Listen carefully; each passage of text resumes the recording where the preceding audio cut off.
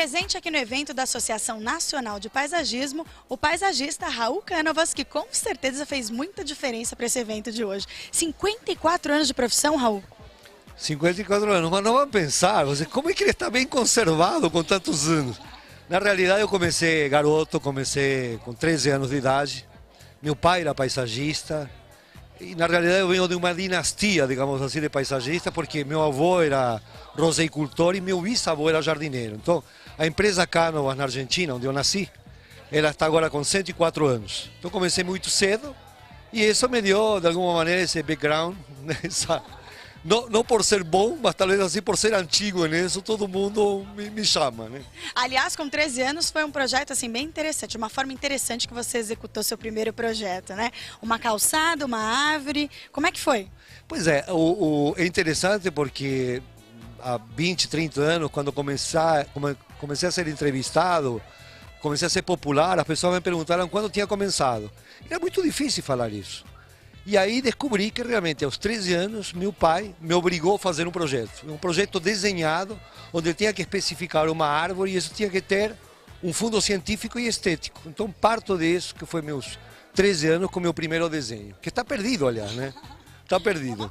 É uma pena. Mas eu tenho um desenho que eu tenho muito carinho, de quando eu tinha 16 anos, mais ou menos, que eu desenhei um lago, desenhei as espécies, bem infantil, né? Uma história muito interessante. Oh, Raul, você tem ideia do que o cliente está contratando? Por exemplo, ele sabe que é um projeto paisagístico ou um trabalho de um jardinista, por exemplo?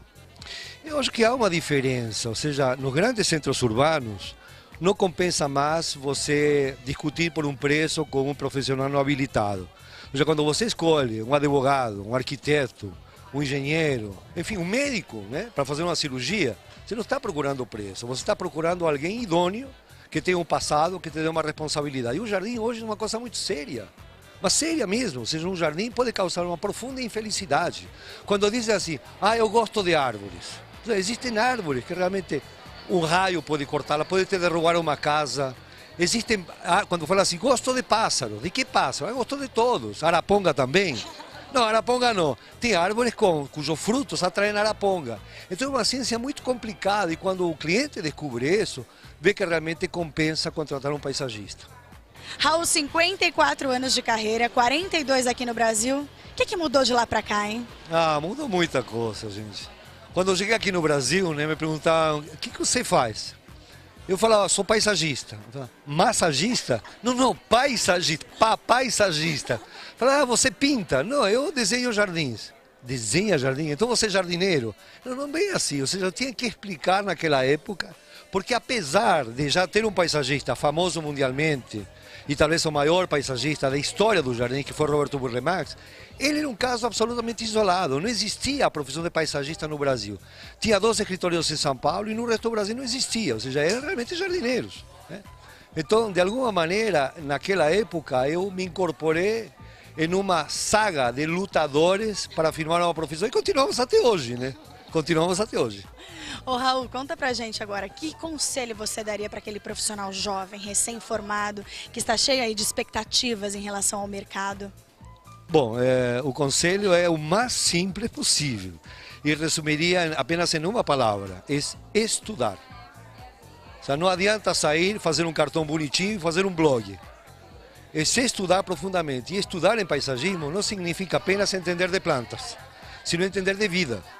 A grande diferença entre o paisagista e aquele que trabalha com moda é que moda, o estilista, com todo respeito, obviamente, mas o estilista trabalha para a próxima coleção.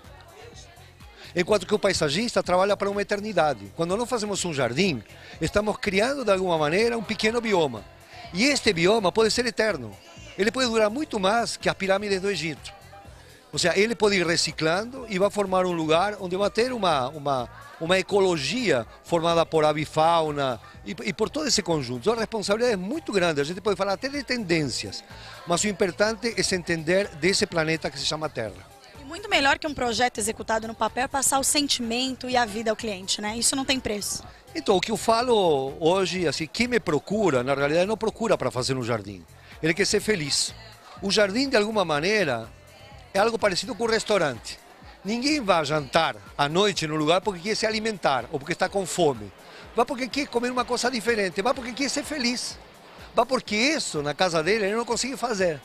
Então, vai comer um sushi, por exemplo, ele não vai fazer um sushi em casa. Então, ele quer ser quê? Ele não quer se alimentar de sushi, ele quer ser feliz. Então, quando me contratam, no fundo, a pessoa quer ser feliz. E quando eu falo isso para ele se toca. Falou, eu não tinha pensado nisso. Mas é verdade, você não quer que eu plante árvores, você quer se sentir bem. E eu posso colaborar com isso. Que delícia, Raul. Você passa com esses seus olhinhos claros aí, muita paixão, muita emoção no que faz. Para falar de olhos. olha a modéstia dela falando de olhos. Meus olhinhos. Oh. Obrigada, viu, Raul? Mais claro, é mais bonito do que eu. Obrigada, querido. Obrigada. Obrigado. Um beijo a vocês. Nos vemos na próxima.